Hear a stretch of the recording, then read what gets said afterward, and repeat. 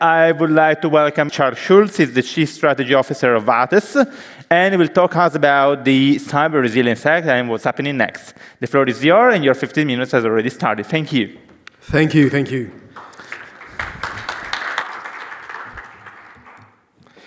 Thank you, ladies and gentlemen. So let's keep this as short and simple as possible. So you've all heard about the CRA. I don't know if I'm the first speaker today to tell you about the Cyber Resilience Act. I'm going to try to make it not at all legal, at least not as legal as possible. So let's start with the basics. So here's what the CRA is about. It's a big piece of rather complex legislation coming from Europe. It's a European directive. No, sorry, it's not a directive. It's actually it's a regulation. So what it does is that it basically assumes that we need to enhance the level of security of all the software that's around there on the market. I said on the market. This is going to be important for what's going to follow. Basically, what you have is in the CRA is that it's broken into three categories. You have the critical category level 1, critical category level 2, and then you have all the rest of the software products. All the rest of the software products is about 90%, but the big thing is about essentially what's going to happen to the first two categories. And we're going to discuss that further, but what I really would like to impress on everyone here is very simple. Why do we do this? Because the state or the lack of cybersecurity, or the insufficient level of security inside software to this day is really becoming a problem. Actually, it's two things. First of all, it's the adequate level of security in software all around the market, but it's also the rising level of cybersecurity and cyber attacks everywhere, on every field, every day. Every day. And this is really becoming an issue. It's not something that happens if your name is a big company or if you have some very strange, security software, or if you're a bank, or no. Worse than that. You know, there was a study that was published, I think by IDC or Gartner, just a few years ago that demonstrated that essentially roughly 50% to 70% of companies who have undergone massive cybersecurity attacks will disappear in the following 3 years after they've been attacked. Why? Well, it's not just because the emails were hacked. It's because essentially the disruption that is caused by that attack, the trade secrets, everything, the liabilities resounding to, a specific type of data regulation, it's essentially the disruption basically often creates and steers the company towards bankruptcy. So it's very sad. So let's go back to the CRA. CRA, both initially and today with specific terms and explicit terms, does apply to free and open source software as well, with an important limit or with an important nuance. Yes, it does apply to free and open source software as soon as there is a commercial activity around it, meaning the free and open source software in question is being brought on the market. So that calls for immediately two remarks, I think. By themselves, a free and open source project is not subject to CRA.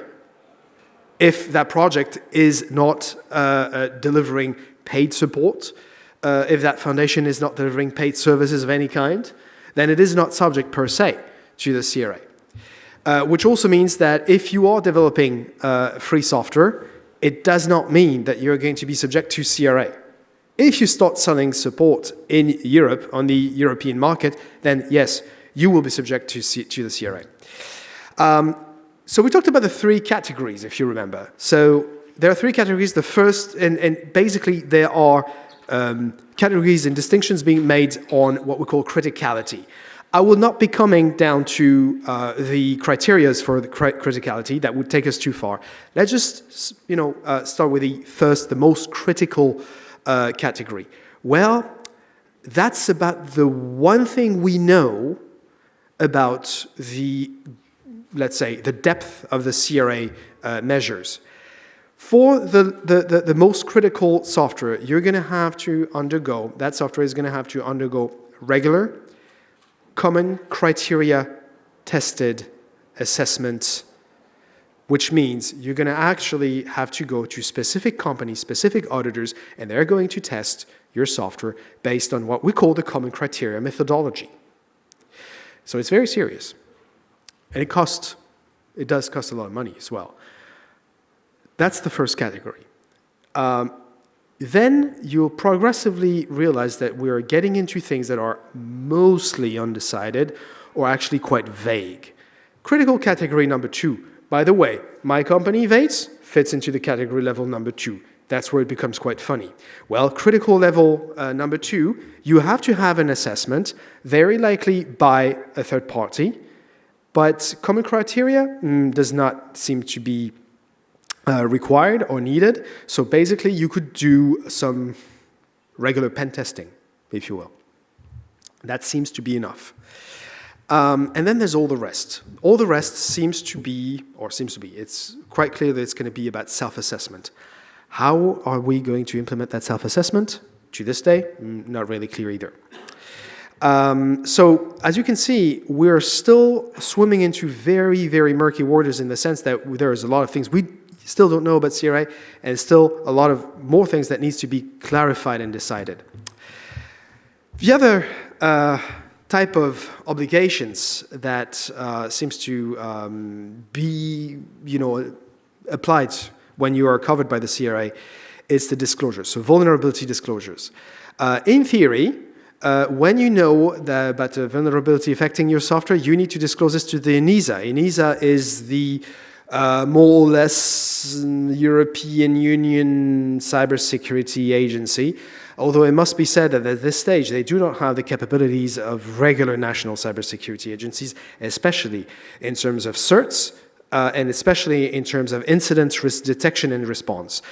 This is a problem because what they're talking about is you're going to actually have to transfer sensitive information, vulnerability disclosures, to an agency which, to the best of my knowledge, and I know quite a lot of people there, do not yet have that capability of actually doing something with that information.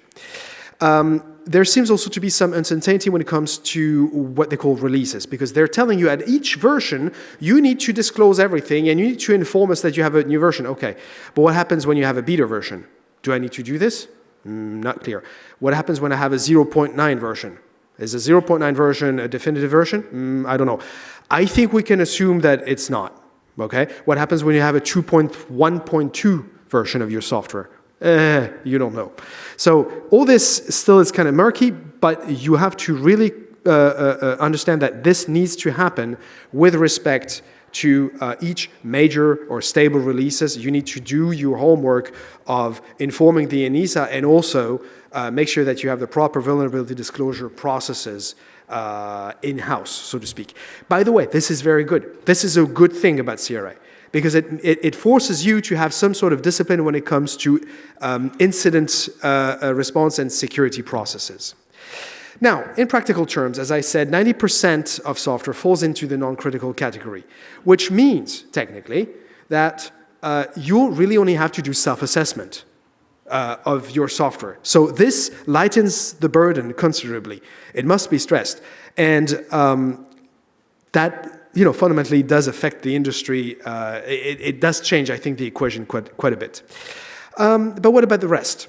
Well, yes, this is where it becomes a bit problematic. But I will say this: if you're developing a software that falls into the category level number 1, you already are working within an environment where you must be operating or you must understand the security constraints. And if it's not in Europe, in the European Union, it's fine. The US, they're going to actually implement something, or they are already implementing something that feels exactly like this. So you're not operating in a void. This is not falling upon your head like this, Category 2 is, I would say, where things get a little bit more vague, because yes, category 2, you probably realize that as a company, if you're selling services and products, you must adhere to some specific standards. But honestly, the lightweight third-party evaluation, I think it's something that you can stomach more or less, I would say. But I already went over this to some part. The thing is, the CRA in its newer version, because it was amended, alludes to open source stewards, which seem to be a large open source foundation which might, on behalf of the projects that they are hosting, deliver and perform even those security assessments or those third-party assessments. Again, this is not clear for the moment. I think it's a good idea to some extent. But keep in mind, a commercial activity must exist in order for you to have all these liabilities. Now, I've sounded quite optimistic, I guess, but I would like to tell you that obviously there will be negative effects and the negative sides. The first one being complexity.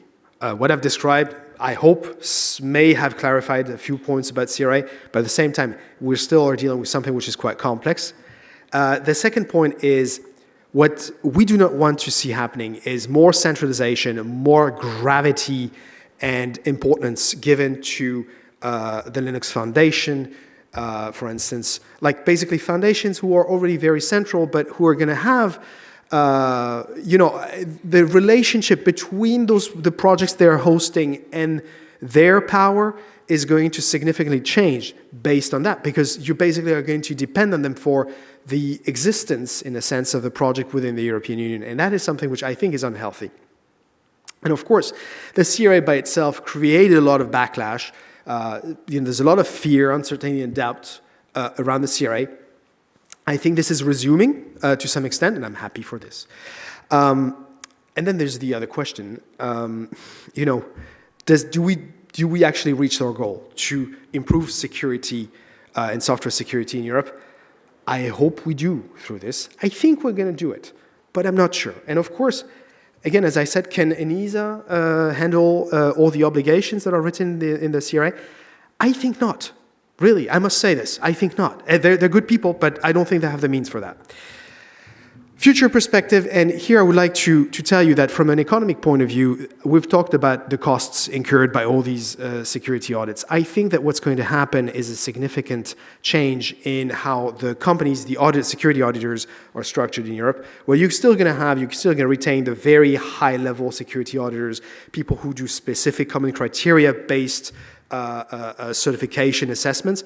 But what you also, I think, going to have is automations with respect to security assessments. So you're going to actually be able to have a gradual price drop in all those things where a lot of things are going to be automated. You're going to have pooled audits, you're going to have self-assessment tools, you're going to have automated platform for security testing and security framework evaluations. Those actually already exist. And hopefully things will become a lot more manageable. Thank you. Do you have any answer? And do you have any questions? If there is any question for Charles, we have time to take one or two from the floor, very quick. Do you have any idea how long it will take? Sorry, wait for the mic so we can record also the question. Thank you. Here you are. Do you have any idea how long it will take until those uncertainties will be clarified? Because a lot of it is still up in the air.